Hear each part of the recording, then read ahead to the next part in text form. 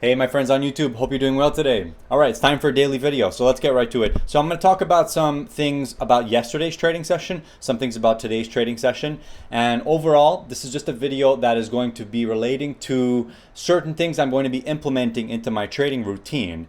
And we'll just go over them one by one here. So here we go. I'm talking about this from my own perspective here. If you relate to it, that's great. And maybe you can learn something from the video if you're into trading or if you have experience trading or not. All right, so stick around and we'll talk about it. All right, so first things first, yesterday I had a long trading day. I allowed myself to stay in front of the screen way too many hours, and that was my demise right there. The fact that I stayed in front of the screen and basically became oblivious to what I was doing. Because when you become so used to a process, it just starts to happen naturally, right? Like any habit, you just do it and you just keep doing it. But the thing with trading is that, of course, it's mentally exhausting after many hours of doing it. After that much trading and looking at tapes and stuff like this, you are mentally exhausted. From a human standpoint, I think it's important to just take breaks, okay? And being aware of how long your breaks are is very important, okay? So logically, when you come to trade the market, you are seeking opportunity, okay? I'm not gonna sit here, trade for half an hour and then walk away for half an hour. No,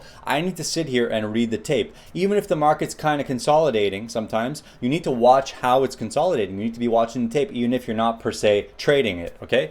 So that being said, when the market opens, for example, if you're a morning trader, at whatever time you start, 8:30, 9:30, go until not more than noon. So for me, that's a rule right now. If you trade the morning session actively from the cash open until, say, the lunchtime hour, after that, you need to be done for at least an hour and a half or 2 hours. So what I did today was after I finished trading in the morning, I went to the gym, did my workout, felt great. When I came back around 1:30, 2 o'clock, I was in more of a state of equilibrium. My heart rate was more balanced. I just felt better overall because I had taken that 1 hour, 2 hour break to decompress and do some deadlifts, for example. That right there is going to contribute to the balance of your trading routine. If you've traded the morning session, you must absolutely go away from the screen for at least an hour and a half. At least I need to, okay? So I'm saying it from my own perspective. From the perspective of a trader who wants to trade as much as possible, you need to do it in bursts, right? So the morning session, take a long break. Then potentially come back, take a look at the afternoon, see if there's any opportunity. And then after that, you're done. Till maybe later in the evening, you want to come back and trade the Asia session. Then you sleep for a couple hours and then come back and trade the Euro session if you're really that hardcore. You know what I'm saying? But again, at the end of the day, it's all going to revolve around that balance. Just listening to your body. It's just a matter of knowing when you're mentally exhausted and when you should not be trading anymore, okay? So that's the first thing I wanted to talk about in this video, because yesterday I traded and I allowed myself to go past that point and I kept trading obliviously past that point, okay? And there were some great trades, some bad trades, but at the end of the day, the fact that I ended red was mainly due to the fact that I was allowing myself to keep trading while I was in this state of mental exhaustion, looking at the screen for too many hours. And guess what? When I finished, I felt horrible. My body was completely out of line. I had so much tension built up, and I am not joking. When I finished the trading session yesterday, yes, it was a red day, but I felt like punching somebody because I had so much tension built up in my body, you see? So that right there is a bad place to be. You do not want to get there. All right, so that's the story, guys. So taking breaks and exhaustion. All right, so the next thing I want to talk about. So let's go ahead and get some Excel documents here, okay? So yesterday was a red day. Let's look at this together, okay? And you're gonna freak because look how many trades there are. 85 trades. Okay, that's a little, like, okay, I get it. Like if you tell me, okay, that's a little too much, I agree with you. That's a little too much, okay? But you can see here there's some nice winners. There's a lot of small winners. And then there's some bigger losers. But the win rate was 61%. So that's pretty good, in fact. So this is not about my strategy working or not. I know for a fact that my strategy is great. And I'm going to keep doing it because it's just awesome. It's great. You can make money every day, no matter the market condition, by the way. So there was a few things, a few mistakes that were made yesterday. So as you can see, first of all, there's a few of these losses here that are above this 2044 level. The reason for that is because yesterday was the first day that I was using a different kind of order to enter the market, and I didn't always have that emergency stop in the market all the time. So what happened was I allowed myself to be too discretionary with that emergency stop and resulted in some bigger losses. So if I would have respected my emergency stop on all of these trades right here, it would have saved me $71. And out of a $194 loss, that's almost half of it. All right, so that goes to show you is that if you want to stay in business long term, you have to always follow your emergency stops, because first of all, your emergency stop is not there to get hit. It's there as an emergency. When you enter the market into a scalp position, you're generally looking to be in profit soon after you entered the trade, or immediately after you enter the trade. And generally that does happen when you nail the right trades. But in the case that they don't happen, and we're going to talk about something I implemented in my trading also, when that doesn't happen, you need to absolutely have an emergency stop at the set amount of ticks or points away from your entry price. So if I would have had that emergency stop on all of these trades, it would have saved me about $71, about half of the maximum loss on the day.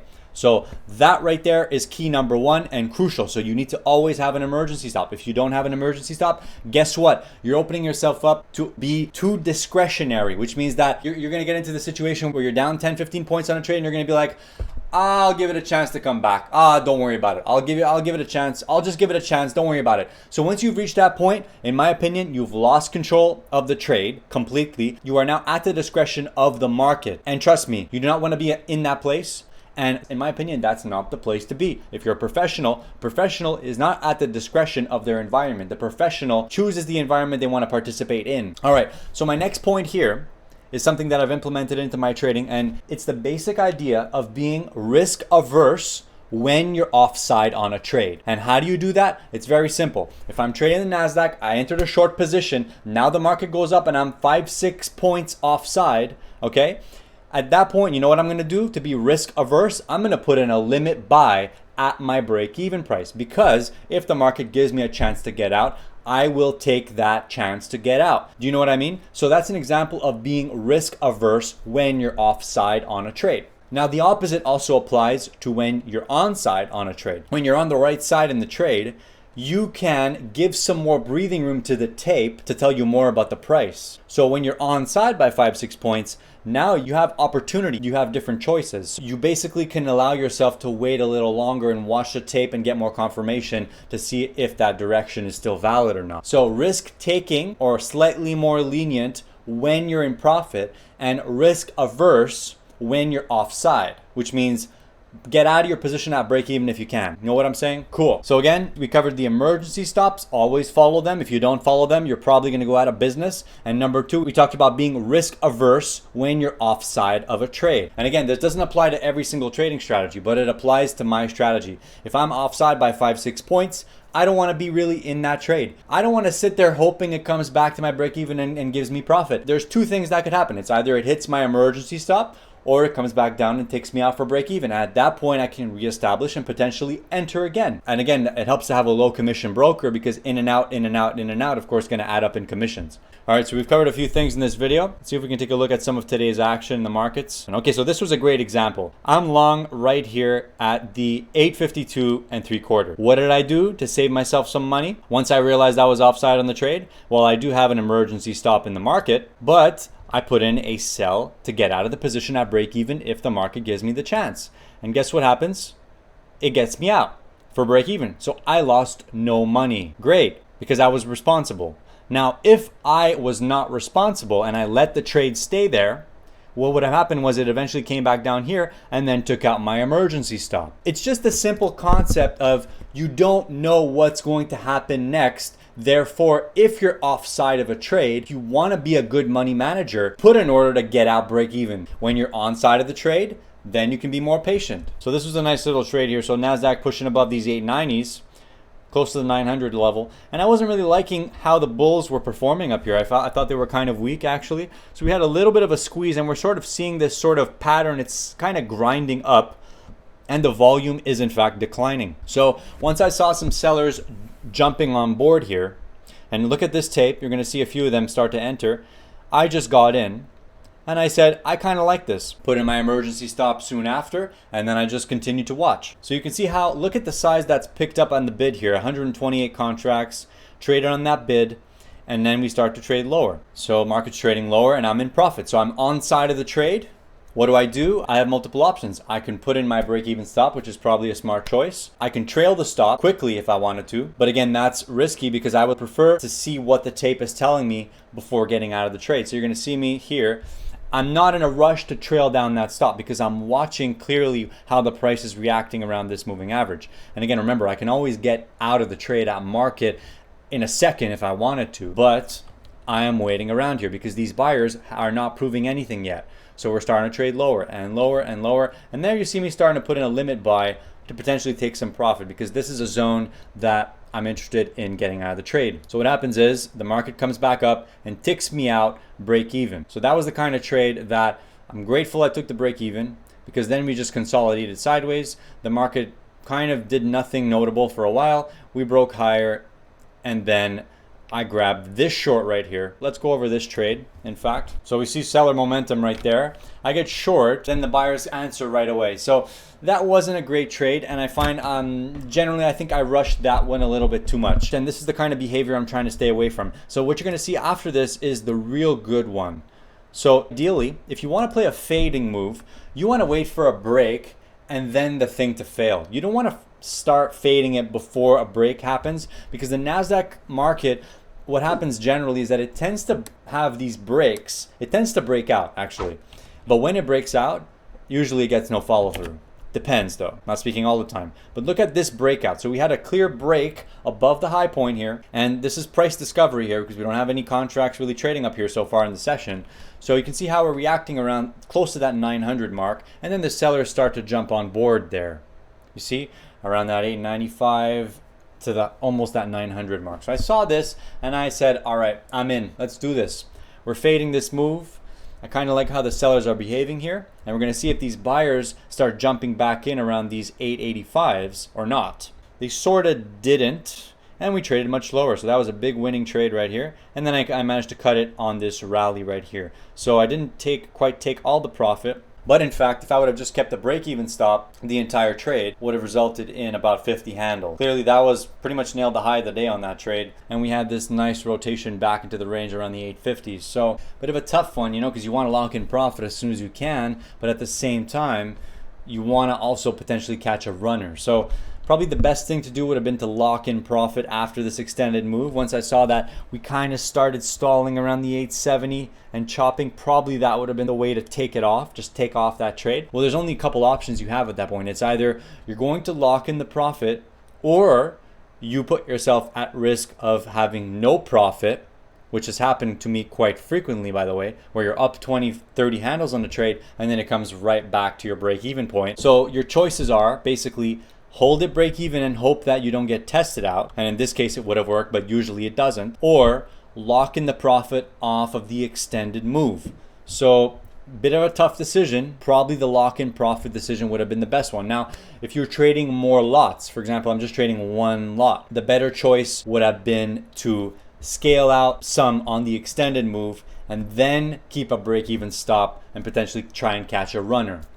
But again, that's up to you. All right, let's go over one more trade here and we'll see if we can catch it. So the market's clearly trending lower at this point. So the market trended lower for a while. I had a few trades where I gave back some profit. And then I had one trade in particular that I managed to nail a pretty nice short. So this 780 area, this was our low of yesterday, support type of idea. And again, if you looked at it on the hourly chart, it looked very obvious as support, okay? And we do know that I was talking to my buddy about this. When you see an obvious support zone, it's very clear that people are gonna wanna buy around that zone. That's a little obvious, which makes it good to fade against it before we get the real move that people are actually looking for.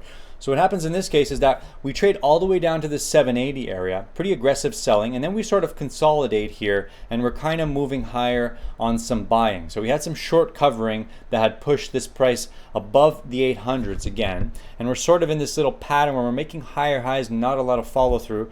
So I was still interested in fading it. So I did get stopped out for a loss right here. I tried it again here and got stopped out break even, but then you're going to see how the market reacts when it was really time to short it. So you can see here we move all the way up and I got stopped out again. After this impulsive move up, that was the moment where the supply demand scales shift more towards the supply zone, okay? So we broke up here, couldn't find any more buyers, and that's when the sellers started to answer a little bit. So I took the short right here, around that 814 was the fill. So we moved down, come up for some consolidation. Now during the consolidation, this is the hard part, right? Because you wanna watch all right, am I gonna get stopped out break even again, or what's gonna happen? So what happened was I stopped out the trade at 798 because I wasn't really liking this consolidation. And again, it's a tough one because before these big moves, there needs to be opposite side of the market accumulation before they allow these moves to happen. So the big money can make as much money as possible, right? So what they're going to do is they're going to make this look as strong as possible here,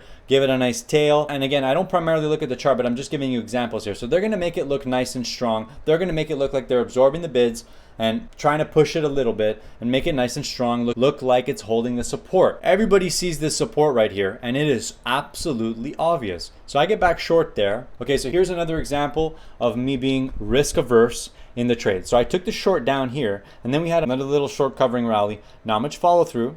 It almost came close to my emergency stop, which would have been around above 800. But in the meantime, since I was offside on that trade by about 5-6 points, I put in a buy limit, have my break even. Because guess what? When I'm offside on a trade, I don't want to sit around hoping it's going to give me money. I want to sit around hoping that I can potentially get a break even at least, right? So better a break even than hoping for profit, of course. So what happens is I cover it there for break even, and then I'm still watching. I can get back short in an instant. Watch very closely here. It was the low 780s to 790 that they were defending on the bid, not seeing a lot of follow through on the sell side. I covered my short break even. Now watch the tape. Just watch it. That right there. That's what I was looking for. You saw that in one shot. Look at all those orders that just hit the tape right there. A bunch of 10 lots, a bunch of 3 lots, 5 lots, 8 lots, and everything.